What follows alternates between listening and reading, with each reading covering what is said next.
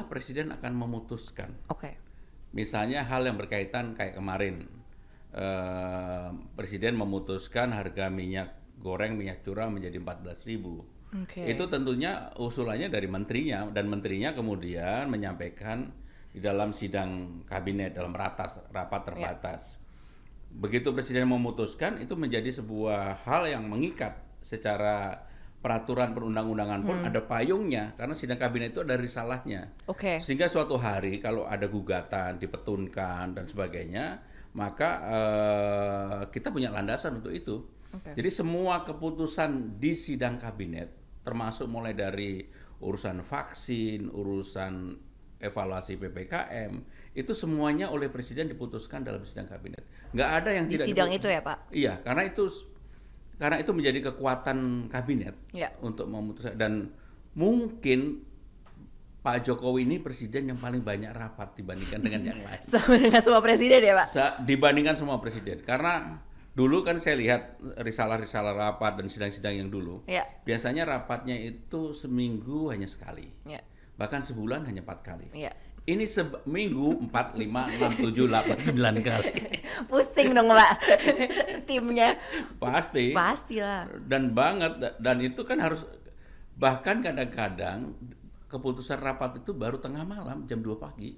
Oh gitu, Pak. Ya bisa kapan aja. Bisa kapan aja, Presiden iya. bangun, besok saya mau putusin itu, ya udah kita siapin. Pernah nggak Pak kalau kayak 1 jam sebelumnya gitu? Pernah. Terus gimana tuh caranya Pak Pram menyiapkan Bahkan semuanya? hari Minggu ketika kita lagi, untung saya udah sampai di rumah. Minggu kurang lebih jam 2, beliau minta ratas jam 4. Ya. Dan itu udah, kan yang harus siapkan banyak. Keputusan-keputusan, risalah rapat, putusannya presiden, dan nggak boleh salah. Nah, ya, itu Karena dia. itu yang paling penting. Dan alhamdulillah sampai hari ini relatif nggak pernah salah. Pak, boleh nggak ceritain prosesnya nih? So, kalau dari Setcap itu sebenarnya role-nya saat sidang kabinet dan ratas tuh menyiapkan apa sih Pak sebenarnya? Jadi awalnya kita mengusulkan terlebih dahulu kepada presiden mengenai materi rapat mingguan. Oke. Ada mingguan, ada bulanan. Oke. Dan presiden sudah setuju. Misalnya minggu ini 1, 2, 3, 4, 5 yang dirapatkan. Oke. Dan itu kemudian langsung kita persiapkan. Oke.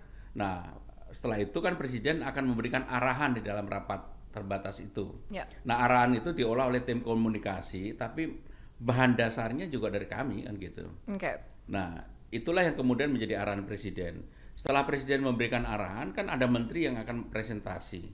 Nah, kita yang menentukan siapa menteri yang akan presentasi.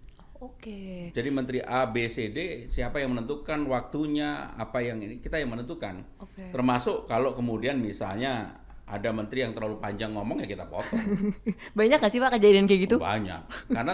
Karena sebenarnya sekretaris kabinet itu kayak ketua kelas gitu. Iya. Mengatur semua ya Pak? Yang ngatur di situ. Termasuk siapa yang ngomong, siapa yang ini. Apalagi di waktu pandemi ini hampir sebagian besar kan online. Iya.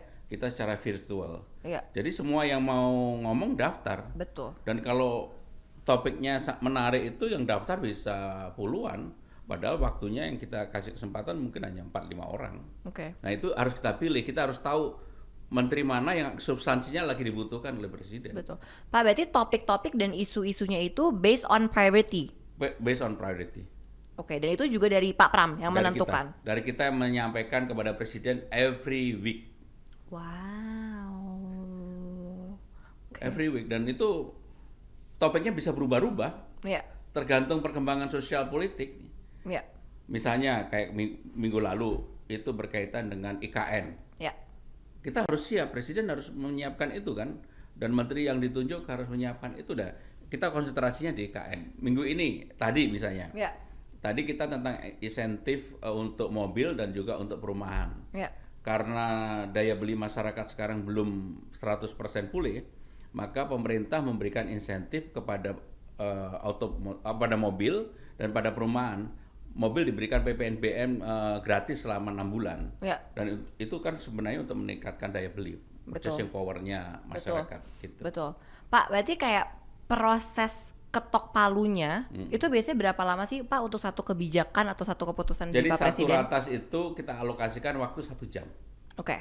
Dan presiden adalah presiden yang nggak seneng basa-basi, Ya. nggak seneng menterinya ngomong terlalu lama. Yang penting adalah substansinya apa dan apa yang harus beliau putuskan. Oke. Bagi menteri-menteri yang baru pasti akan kesulitan menyesuaikan, tapi dengan perjalanan waktu kan akhirnya tahu karakternya presiden seperti Betul, itu. Dan betul. sekarang rata-rata ya udah mereka presentasi cuma 3, 4, 5 menit, kemudian minta arahan presiden mana yang Langsung. diputuskan gitu. Oke, jadi mereka juga harus bisa adaptif Oh, ya harus, Pak, harus harus, adaptif banget harus. sesuai dengan Sebab kalau enggak, style Pak Presiden. sebab kalau enggak ya percuma jadi pembantu presiden kemudian egonya mau menonjolkan dirinya nggak bisa. Bener-bener. Nah, ribet gak sih Pak ngurusin menteri-menteri Pak? Ribet banget.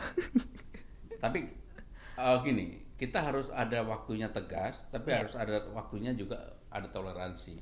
Oke. Misalnya sebagai contoh, kalau sidang kabinet paripurna itu yang sebulan sekali, menteri siapapun mau Menko mau siapa minta izin saya nggak akan kasih.